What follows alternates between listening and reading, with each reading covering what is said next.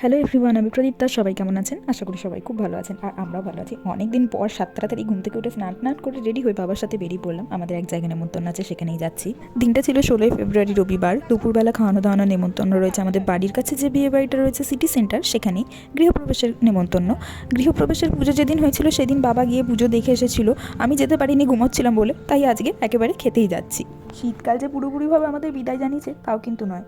দেখতেই পারছো কীরকম রোদের তেজ। তখন কটা বাজবে? 1:45 মতন বাজছে। কি রোদ দেখো! মুখে সামান্য সানস্ক্রিন না মেখে বেরোলে না সেই যাতা অবস্থা। হালকা সানস্ক্রিন লোশন লাগিয়ে লিপস্টিক লাগিয়ে আমি বেরিয়ে পড়েছি। আমি মায়ের সাথে যখন কোথাও যাই তখনই লেট হয়ে যায়, আর বাবার সাথে যখনই কোথাও যাই সেখানে অন টাইম পৌঁছে যাই। এটা আমি নোটিস করে দেখেছি। তো যাই হোক, এখন বিয়ে বাড়ির ভেতরে ঢুকে যাচ্ছি। একটা মতন বাজছিল, আমরা গিয়ে খেতে বসে পড়েছি। যা বুঝলাম আমরা মনে হয় সেকেন্ড ব্যাচে বসেছি। তো মেনু কার্ডটা এক ঝলক তোমরা দেখে নাও। ক্যাটারার হচ্ছে নিউ কোয়ালিটি ক্যাটারার। আমাদের ফিস্টেও এই ক্যাটারারকেই বুক করা হয়েছিল। তো আমাদের খুবই চেনাশোনা, তাদের রান্নাও খুব ভালো লেগেছে। তো আজকে ফার্স্টেই ছিল মেনুতে ফিশ ফ্রাই, স্যালাড সস, তার সাথে ছিল সাদা ভাত, ভেজ ডাল, আলু পটলের তরকারি।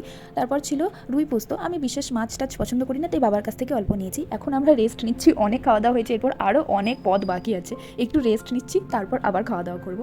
আমার এই কোয়ালিটি ক্যাটারারের রান্না খুব ভালো লাগে। ছাদে যেই পিকনিকটা হলো, আমরা কিন্তু এই কোয়ালিটি ক্যাটারারকেই বুক করেছিলাম। তো যাই হোক, আবার খাওয়া দাওয়া ফিরে আসি। তারপরেই ছিল ফ্রাইড রাইস। ফ্রাইড রাইসের সাথে ছিল মাটন কষা। আমি মাটনটা বরাবরই ভালো খাই, তো অনেকগুলো পিস নিয়েছিলাম। তারপর যা যা থাকে চাটনি, পাঁপড়, মিষ্টি সবই খেয়েছি। আইসক্রিম আর পান নিয়ে বাড়ির দিকে রওনা দিলাম। একটাই বিষয় আমার খারাপ লাগছে, গৃহপ্রবেশের অনুষ্ঠানে গিয়ে আমি পাথপুরে খেয়ে এলাম, তবে গৃহটা আমার আর ঘুরে দেখা হলো না। যেদিন গৃহপ্রবেশের পুজোটা হয়েছিল সেদিন আমাদের যেতে বলেছিল। ওই যে রাত্রেবেলা আমার তাড়াতাড়ি ঘুম আসে না, দিনের বেলা তাড়াতাড়ি ঘুম ছাড়ে না, সেটার জন্য আমি পুজোটা দেখতে যেতে পারিনি। তবে এরপর কখনো গেলে আমি অবশ্যই বাড়িটা ঘুরে দেখবো।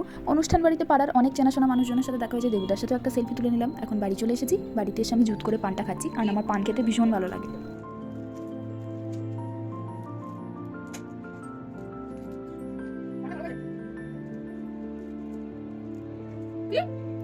অনুষ্ঠান বাড়িতে সুন্দর খাওয়া দাওয়া করে তারপর পান খেয়ে আমার তো দিল একদম খুশ। যেহেতু রেডি হয়ে রয়েছি, সাজুগুজু করেই রয়েছি, নতুন জামা পরে রয়েছি, আর অন্যদিন তো এই সময় ঘুমিয়ে থাকি। আজকে যেহেতু জেগে আছি, তাই ভাবলাম না, ছাদে গিয়ে দুটো ফটো তুললে কেমন হয়, তাই ছাদে চলে গেলাম।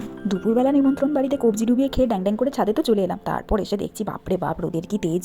মানে সেই গরমে একদম ঝলসে যাওয়ার জোগাড়। তো ওইসবকে পাত্তা না দিয়ে আমি একটু ভালো ভালো পোজ দিয়ে নিজের কয়েকটা ছবি তুলে নিলাম।